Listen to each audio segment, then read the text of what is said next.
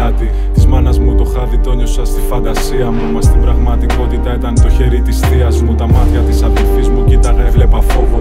Ένα κορίτσι μόνο ανάμεσα σε όλο τον κόσμο. Αυτό ήταν που μας ένωνε, αυτές οι καταστάσεις. Αυτό ήταν που μισούσα τον πόνο και τις εντάσεις.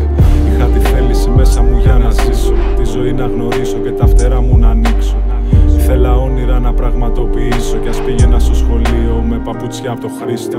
Θυμάμαι έκλεψα για να πάρω πατίνια. Το πλήρωσα ακριβά, κάτσα στο δωμάτιο να μείνω. Έτρωγα κρέας μόνο μια φορά το μήνα και το μαγείρευε κάποια που τη φωνάζα Γιουστίνα.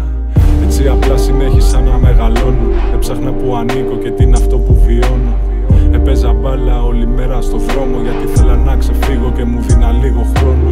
Μα τα παιχνίδια όσο μεγαλώνεις αλλάζουν κι όταν είσαι και ευαίσθητος οι άνθρωποι επηρεάζουν. Κι αφού βαρέθηκα να παίζω στην αλάνα, έψαξα την ουσία της ζωής σε πράγματα άλλα. Εκεί μπερδεύτηκα, δεν το διαπραγματεύτηκα. Έπεσα με τα μούτρα σαν να ήταν αυτό που έψαχνα. Και ξύπνησα μετά από 15 χρόνια κλεισμένος σε ένα δωμάτιο μέσα σε ξένο σώμα. Ήρθα αντιμέτωπος, ένιωθα μόνο κρύο. Ήμουνα τόσο μόνος σε ένα σκοτεινό τοπίο. Είχα φωνές που μου λέγανε Νίκο πέσει και τότε είδα την αλήθεια. Όταν πεθαίνεις